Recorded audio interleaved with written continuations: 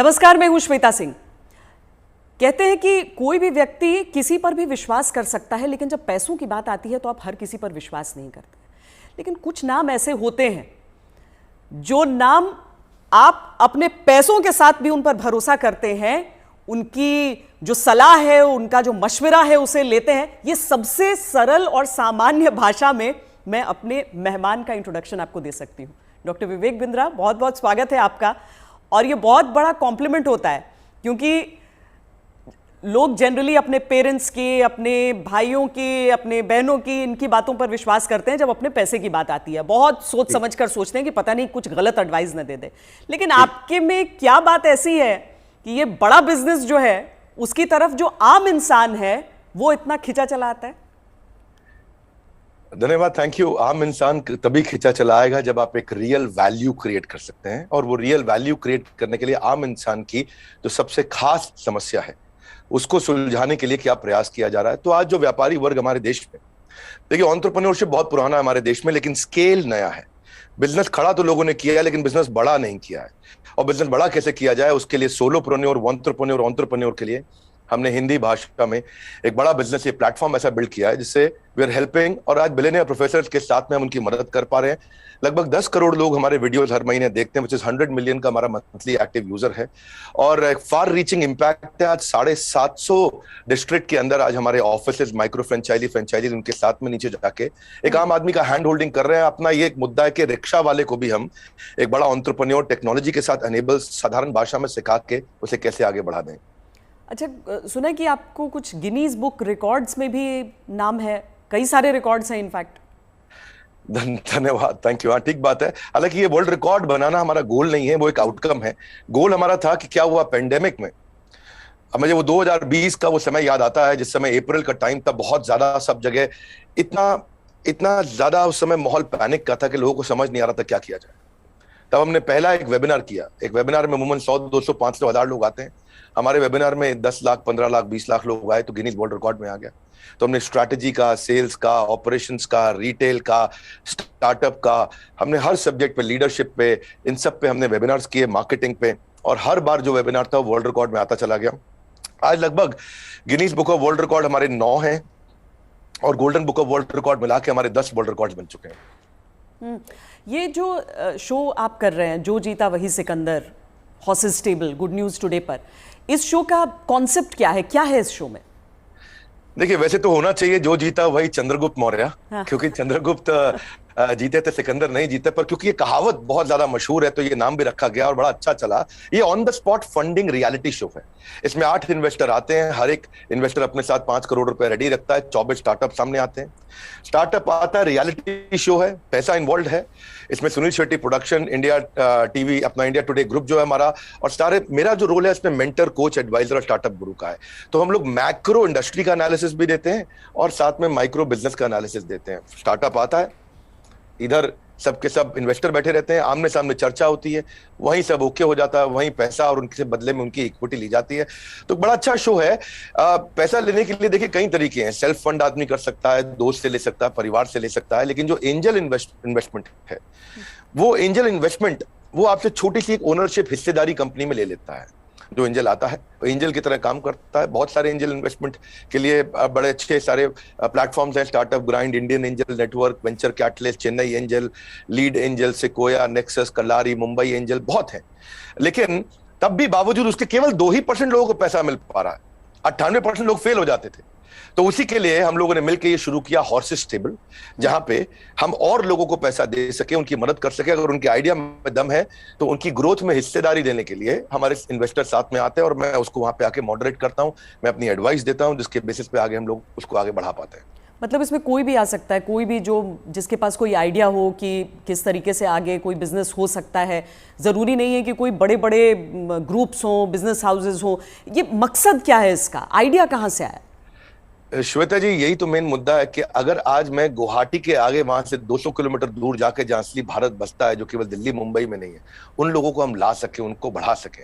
देखिए, आइडिया यहां से आया कि एक एडम स्मिथ नाम के जेंटलमैन रहे, उन्होंने मैक्रो इकोनॉमिक्स में किताब लिखी है। 200 साल पुरानी किताब है, उसको पढ़ने के बाद कुछ नहीं चाहिए। वो कहते 4 चीजें होनी चाहिए।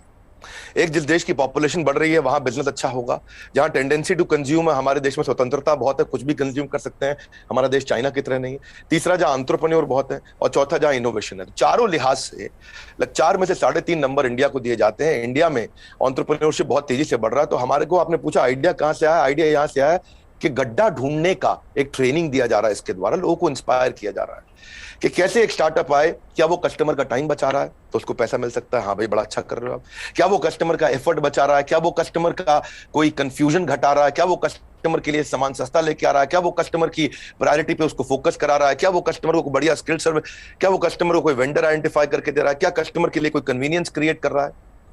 तो बेसिकली ये Urban Company Oyo, Swiggy, Ola, Zomato, Flipkart, Just Dial, Zoom, ये सब इंडियन स्टार्टअप्स हैं जो कस्टमर की कोई ना कोई समस्या को सुलझा रहे हैं, और जैसे वो समस्या सुलझाते हैं, और इसी के लिए हम इंस्पायर करना चाहते हैं कि स्टार्टअप ऐसा ही है जो कस्टमर की बर्निंग प्रॉब्लम को, ज्वलंत समस्या को सुलझा सके।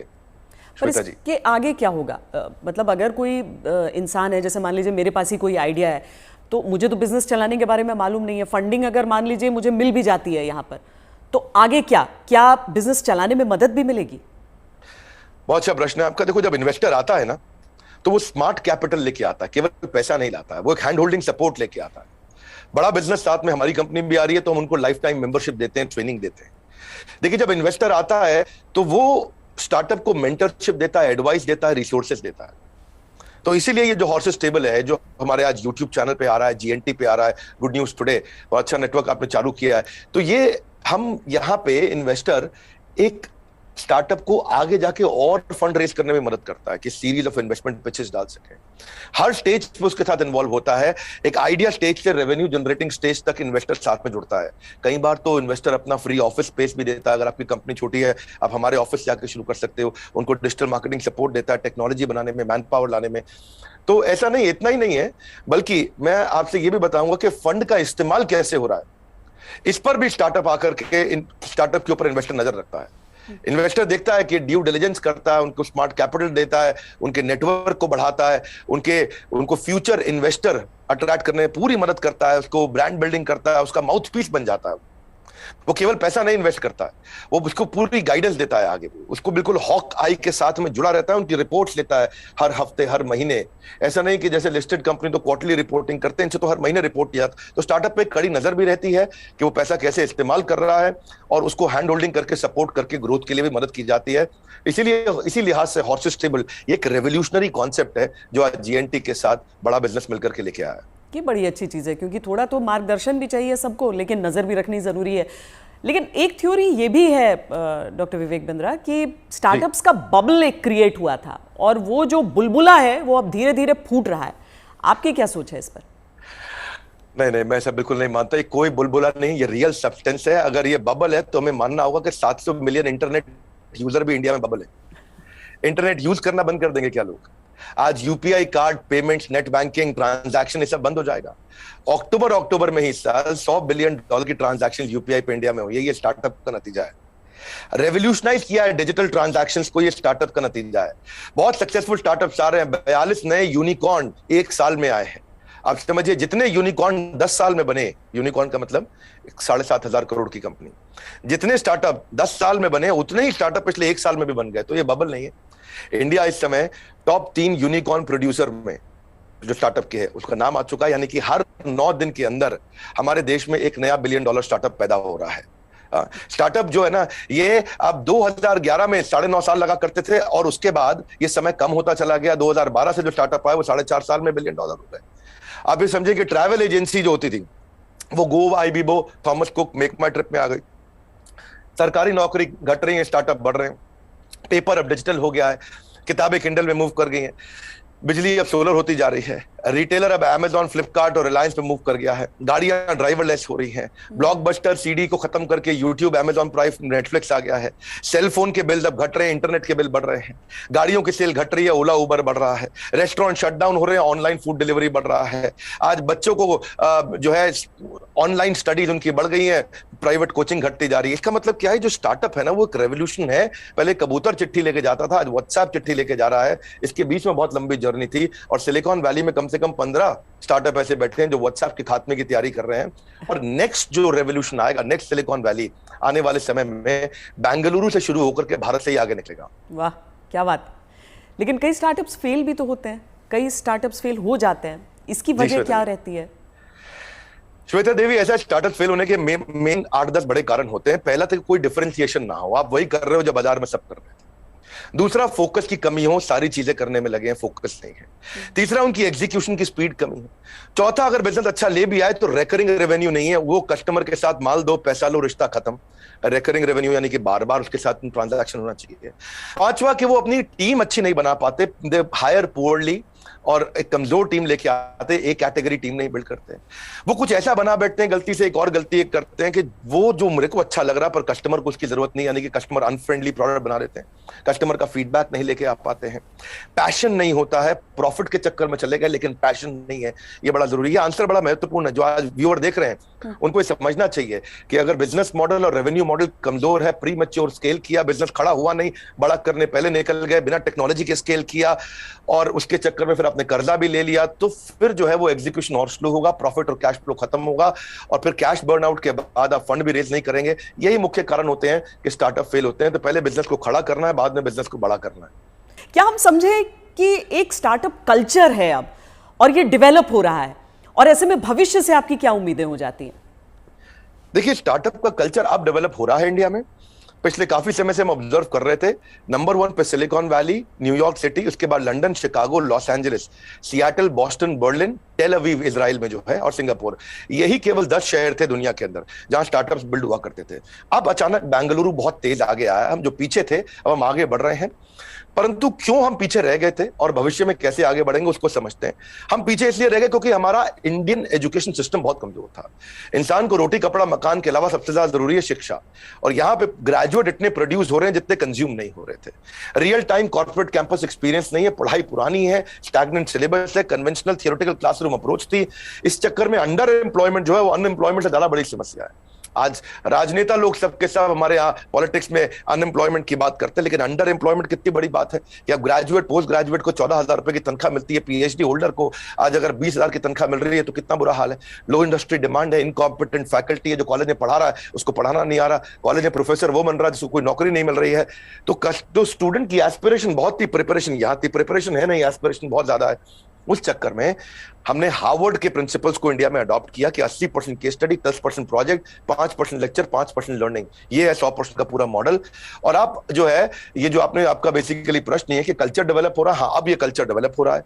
ओरिजिनल क्वेश्चन आपका यही है कि कल्चर ऑफ इनोवेशन आ रहा है, और इससे ना इकोनॉमिक एक्टिविटीज, मनी सर्कुलेशन अपने आप इंप्रूव होता है, और इससे देश में फर्क आ रहा है। मेरा कंक्लूजन यही है कि लोगों के पास आइडियाज हैं, कैपेबिलिटी है। हमने जो ये शुरू किया है हॉर्सेस स्टेबल, जो जीता वही सिकंदर, ये एक ऐसा रेवोल्यूशनरी कॉन्सेप्ट है जिससे एक आम आदमी को भी ना मन में ये फीलिंग आ गया है, यार आइडिया देने पे पैसा मिल सकता है तो मुझे भी कुछ करना चाहिए। केवल आइडिया देने पे पैसा मिल रहा है, भैया तो कमाल हो गया है, मैं भी आता हूं, मैं भी आगे बढ़ता हूं। बड़ा उत्साह इस समय बढ़ रहा है देश का। हमारे यूट्यूब चैनल पे हमको बहुत फीडबैक्स मिल रहे हैं, जीएनटी पे मैंने देखा बहुत से फीडबैक्स मिल रहे हैं, लोग बहुत पसंद कर रहे हैं, शेयर रेट बढ़ गया, वीडियो कंजम्पशन रेट बढ़ गया। नहीं, आप बहुत सही बात कह रहे हैं, क्योंकि 12वीं कक्षा की इकोनॉमिक्स जब हम पढ़ते हैं तो उसमें अनएम्प्लॉयमेंट में तो कई चैप्टर्स हो जाते हैं, अंडर एम्प्लॉयमेंट सिर्फ एक सबहेड के तौर पर नजर आता है, लेकिन बहुत बड़ी समस्या है। देश में टैलेंट की कमी नहीं है, टैलेंट पूल है हमारे सामने, लेकिन कोई ऐसा रोड मैप आपको नजर आता है कि जो प्रतिभा है युवाओं की उसके हिसाब से उन्हें मौके मिल सके? रोड मैप एक ही है कि आज बच्चों को लैक ऑफ क्लैरिटी है, उनको प्रोफेशनल, करियर, सब्जेक्ट, कोर्स इसके बारे में जानकारी नहीं है।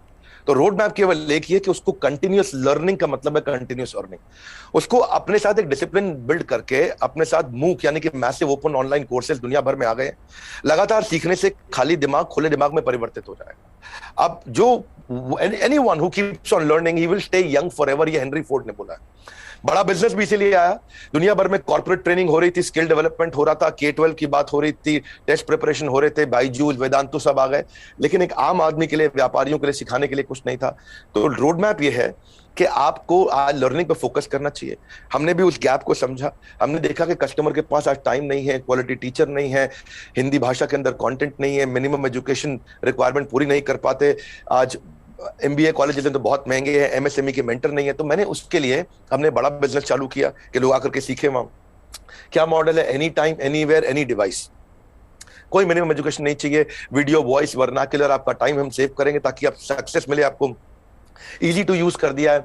सारे business planning tool, framework, agreement, उनको डॉक्यूमेंट, स्ट्रैटेजी शीट, हर एक चीज बना के हैंड होल्डिंग के साथ, कोई भी सब्जेक्ट में फंसे वो, strategy, sales, HR, finance, customer service, funding, operations, technology, marketing, admin, legal, production, इस सब में उसको मदद करते हैं ताकि वो आकर के सीखे।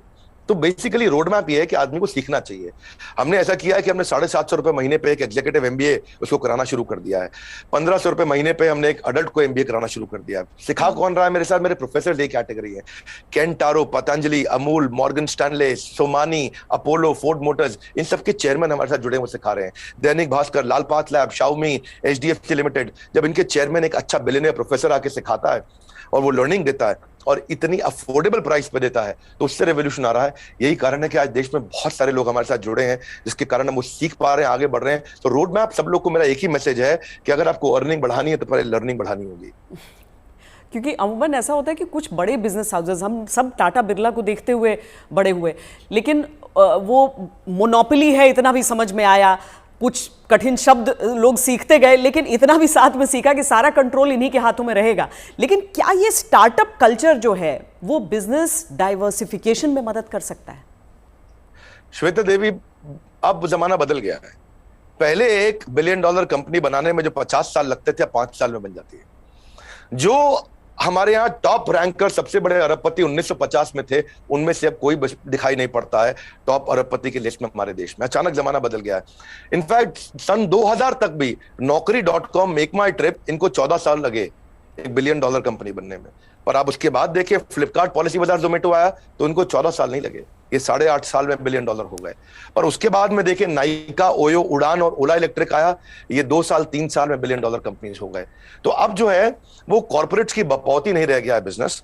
अब पहले हुआ करता था कि बड़ी मछली छोटी मछली को खा जाया करती थी, आज बहुत सारी छोटी मछली मिलकर बड़ी मछली को खा जाती हैं, और उसी रेवोल्यूशन में हम कंट्रीब्यूट कर रहे हैं साथ में। डॉक्टर बिंद्रा, बहुत मज़ा आया आपसे बात करके। और एक चीज़ मैं कहूँगी कि आमतौर पर क्या है कि ये बिज़नेस के कॉन्सेप्ट्स जो हैं उसमें अंग्रेज़ी का इतना इस्तेमाल होता है कि आम लोग कनेक्ट नहीं कर पाते हैं। आंकड़ों का इतना इस्तेमाल होता है कि लगता है कि यार ये तो हमारे बूते की बात नहीं है।